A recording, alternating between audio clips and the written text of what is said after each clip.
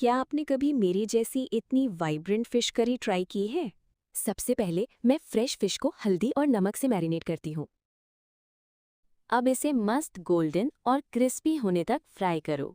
बस ये टेक्सचर देखो, मेरे घर में तो सबको यही पसंद है।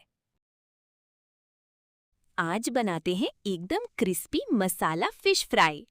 सबसे पहले फिश को अच्छे से साफ कर लो, हेड और टेल्स निकालना मत भूलना। अब बारी है स्पाइसेस की। टर्मरिक और रेड चिली पाउडर का रंग तो देखो। मसाले को हर पीस पर अच्छे से रब करो ताकि फ्लेवर अंदर तक जाए।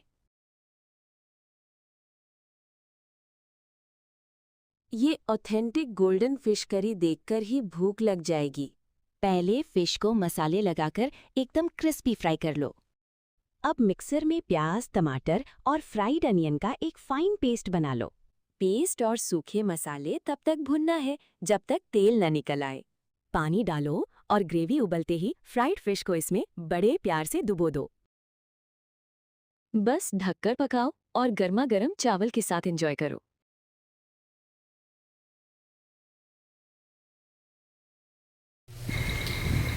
ফলুই ফিশটাকে এইভাবে দু পিঠ এপিট ওপিট করে ভালোভাবে আমি এটাকে ফ্রাই করে নিয়েছি।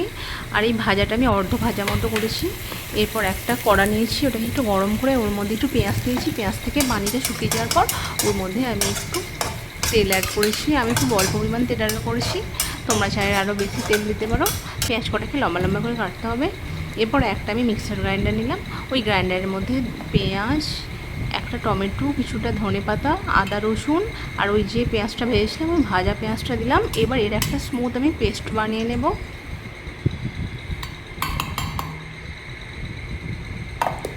দেখো পেস্ট বানানো হয়ে গেছে, এবার গ্রাইন্ডারে দিলাম। দেখো কত সুন্দর হয়েছে। তো চলো এবার আমি রান্নাটা শুরু করি। একটা কড়া নিলাম, কড়ার মধ্যে পেস্টটাকে দিলাম, একটু তেলটাকে গরম করেছি, তার মধ্যে ওই পেস্টটাকে দিলাম। এটাকে একটু ভালোভাবে কষিয়ে নেব। ভালো করে কষিয়ে নেওয়ার পর আস্তে আস্তে আমি সব কিছু অ্যাড করবো। দেখো এদিক ওদিক নাড়িয়ে চাড়িয়ে একটু ঢাকা দিয়ে আমি 5 মিনিট মতো এটাকে কষিয়ে নেব। দেখো এটা প্রায় পানিটা শুকিয়ে গেছে, কষানো হয়ে গেছে। এবার এর মধ্যে আস্তে আস্তে আমি একটা একটা করে অ্যাড করব। হলুদ গুঁড়ো দিলাম, লঙ্কা গুঁড়ো দিলাম, জিরে ধনে গুঁড়ো দিলাম আর স্বাদ মতো লবণ দিলাম। ঝালটা তোমরা যেমন খাবে সে অনুযায়ী দিয়ে নিও। এবার কষানোর পর পানি অ্যাড করলাম, এটা খুব ভালো করে ফুটতে দেবো। ফোটা হয়ে গেলে তারপর ভেজে রাখা মাছগুলো আস্তে আস্তে দিয়ে দেবো।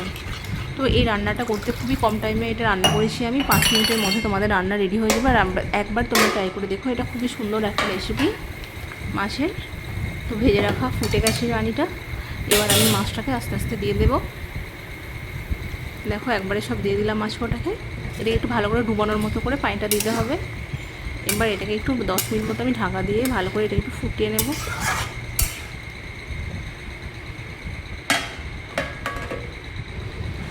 দেখো এটা ফুটে গেছে।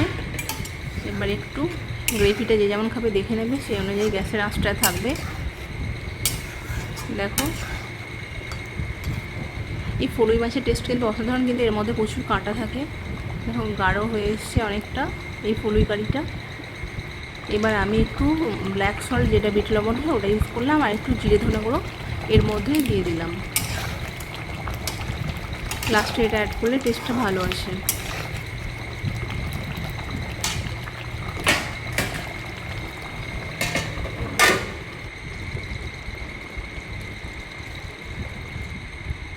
দেখো আমার মাছ রান্না রেডি হয়ে গেছে, কত সুন্দর কালার এসেছে। দেখো খুবই অল্প তেলে আমি এই ফলুই মাছটাকে রান্না করেছি, আর খুবই আমি খুব বেশি স্পাইসি করিনি।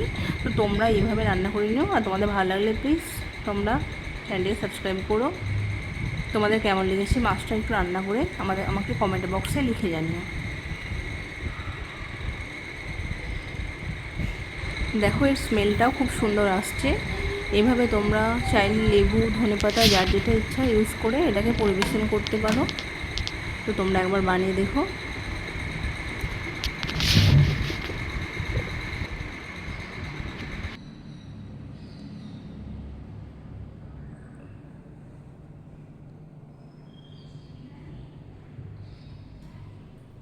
Welcome to Sania's Ranna Ghar. Please subscribe to my channel for more delicious and traditional fish curry recipes and daily cooking updates.